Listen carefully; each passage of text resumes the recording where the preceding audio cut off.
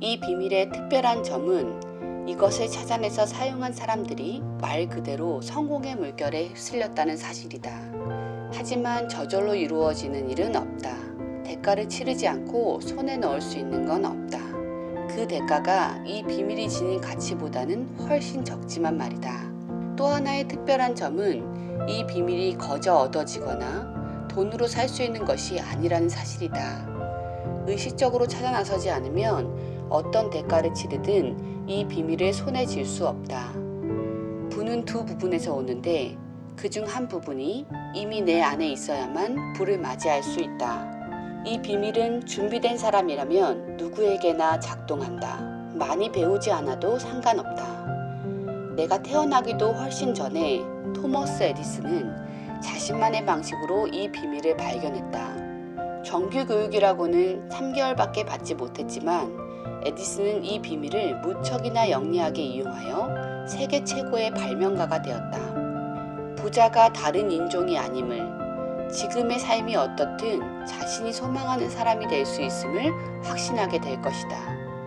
돈, 명성, 인정, 행복은 그 축복을 누릴 준비가 되고 갖기로 결심하면 가질 수 있다. 생각이 상황을 만든다. 정말 그렇다. 분명한 목표, 끈기, 불타는 열망과 생각이 결합되면 생각은 더욱 강력해지고 부나 물질적인 대상으로 바뀐다. 실패하는 사람들의 가장 공통적인 요인 중 하나는 한 번 실패했다고 해서 단념하는 습관이다. 성공이 찾아오기 전에 잠시의 실패가 먼저 찾아온다. 패배가 우리를 잡아먹을 때 가장 쉽고 논리적인 반응은 그만두는 것이다. 그리고 대부분은 그렇게 한다. 미국에서 가장 성공한 500명이 넘는 사람들은 이렇게 말했다. 완전히 패배한 순간 한 걸음을 떼는 것으로 지금의 성공을 이루었다고. 실패는 교활하고 모순적인 사기꾼이다. 실패를 성공에 거의 도달했음을 알려주는 신호로 여기고 기뻐하라. 나폴레온 힐은 실패는 그와 똑같은 크기의 성공의 씨앗을 내포하고 있다고 믿었다. 성공과 유명세는 오직 실패에서 교훈을 깨달아야만 얻을 수 있다. 제너럴 일렉트릭사의 CEO 잭 웰치는 경력 초기에 관리자로 있던 플라스틱 공장이 폭발하면서 완전히 나락으로 떨어졌다. 억만장자 찰스 슈와브는 학습 부진으로 기초 영어 과목에서 2차례나 낙제했고 월스트리트에서 일하던 시절에도 한 차례 이상 실패를 겪었다. 하지만 이런 일을 겪은 후에 실패가 자신을 성장시키고 부자로 만들어 주었음을 깨달았다. 실베스터 스텔론, 브루스 윌리스, 오프라 윈프리, 빌 클린턴, 스티븐 잡스 등 위대한 성취를 이룬 사람들은 모두 실패를 겪었고 그것이 궁극적으로는 성공으로 이끌어 주었다는 교훈을 배웠다. 이들 모두 실패를 경험했지만 그 누구도 패배하지 않았다.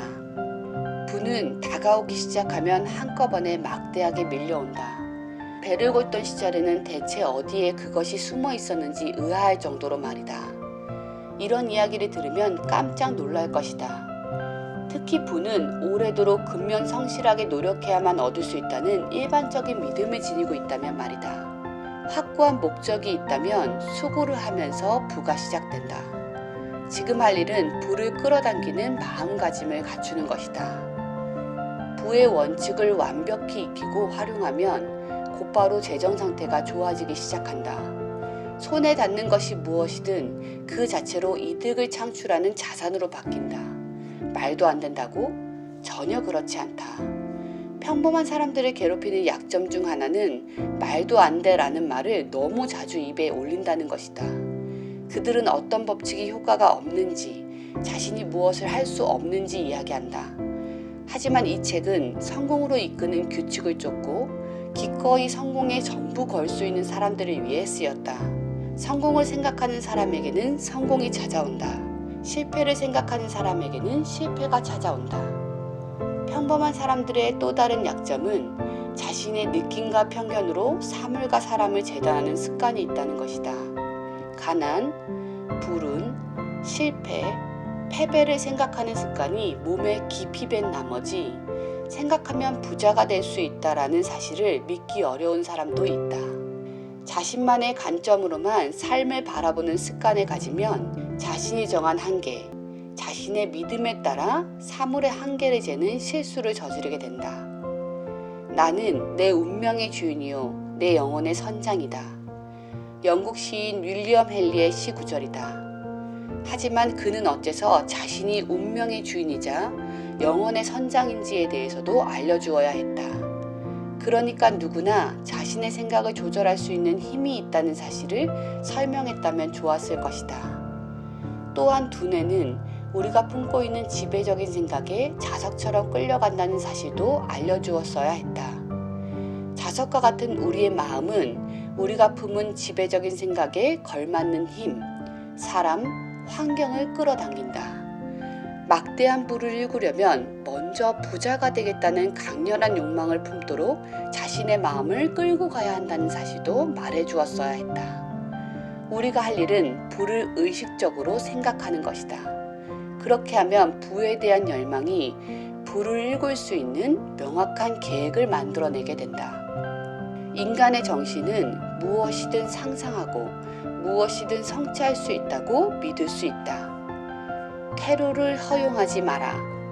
어떤 일을 하든 승리하는 사람들은 모두 자신이 타고 온 배를 기꺼이 불태우고 테러가 될 만한 모든 것을 차단한다. 이것만이 불타는 열망, 다시 말해 승리의 마음가짐을 유지하는 확실한 방법이다.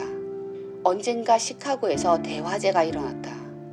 잿더미 된 상점을 바라보면서 단 한 사람을 제외하고 모든 상인은 떠나기로 결정했다. 그 한 사람은 잿더미가 된 상점을 가리키면서 말했다. 여러분, 바로 이 자리에 저는 세계 최고의 상점을 세울 겁니다. 또다시 불이 난다고 해도 몇 번이고 그렇게 할 겁니다. 1871년의 일이었다. 상점은 재건되었고 지금도 여전히 그 자리에 있다. 바로 마셜필드 백화점이다. 일이 힘들고 미래가 암울해 보일 때 사람들은 쉬워 보이는 길을 택한다. 이 차이가 실패와 성공을 가른다.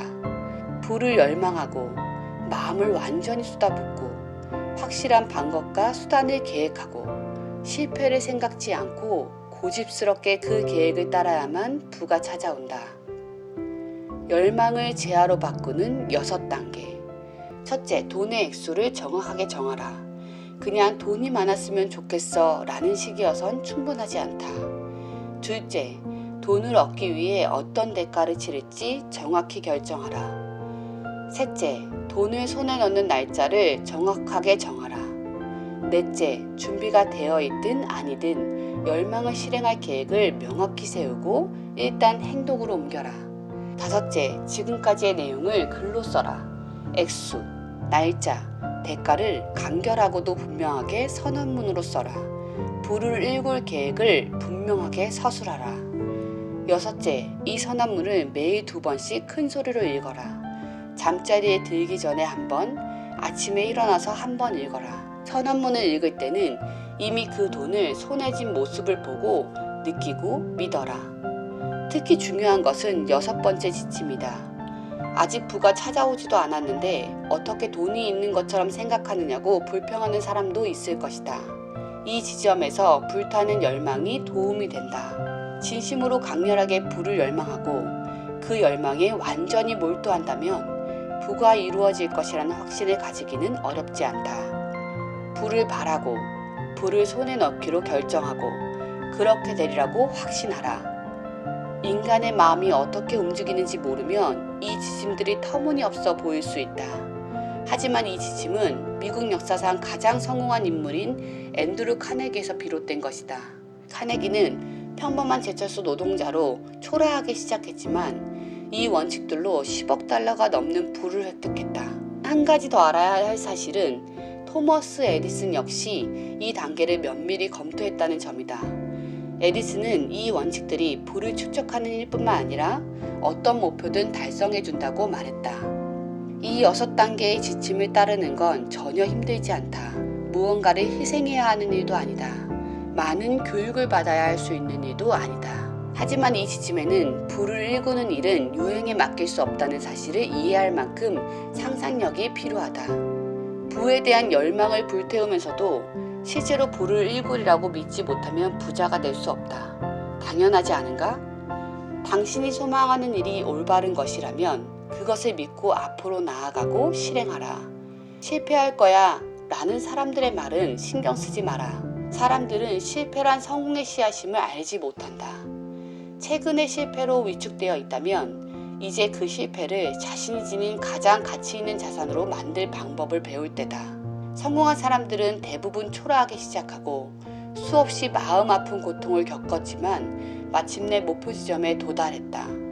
성공한 이들에게 인생의 전환점은 대개 위기의 순간에 또 다른 자아를 발현함으로써 찾아왔다. 우리는 손실이 일어나면 다른 것들 말고 그 손실에 대해서만 생각한다. 손실에 대해 생각하는 걸 멈춰라. 그 경험에서 얻게 될 이익에 정신을 집중하라. 그 어떤 장애물을 맞닥뜨린다 해도 자신에게 장애물이 없다고 여기고 패배로 받아들이지 않는 능력이 있음을 깨달아라. 또 다른 자신과 친구가 되어라. 그러면 무엇을 하든 같은 목표를 지닌 친구와 함께 하게 된다. 설득의 기술을 자신에게도 적용하라. 아주 유용할 것이다. 시드니 포터는 어마어마한 불운을 맞닥뜨린 후에야 내면에 잠들어 있던 천재성을 깨달았다. 그는 횡령죄로 유죄를 선고받고 오하이오주 콜럼버스의 교도소에 수용되었다. 좁고 사방이 막힌 감옥에서 그는 또 다른 자아를 깨닫고 단편소설을 쓰기 시작했다. 그리고 교도소에서 오헨리라는 필명으로 잡지사에 소설을 기고했다. 상상력을 사용함으로써 그는 자신이 비천한 범죄자나 낙오자가 아니라 위대한 작가임을 발견했다. 출감할 때 오헨리는 미국에서 가장 인기 있는 단편소설 작가가 되어 있었다. 토머스 에디슨은 전기로 작동되는 전등을 만들겠다는 꿈을 꾸었고 이 꿈을 꾸준히 실행에 옮기는 일부터 시작했다. 그는 1000번도 넘게 실패했다. 하지만 그 꿈을 꾸준히 밀어붙인 끝에 마침내 머릿속에 잠들어 있던 천재성을 발견했다. 무언가를 소망하는 것과 그것을 받아들일 준비가 되어 있는 것에는 차이가 있다. 자신이 목적하는 대상을 얻어내리라고 믿기 전에는 그 일을 할 준비가 되지 않은 것이다. 희망이나 소망이 아니라 믿음을 지녀야 한다. 믿기 위해서는 반드시 열린 마음이 필요하다. 닫힌 마음은 신뢰, 용기, 믿음을 고취하지 못한다.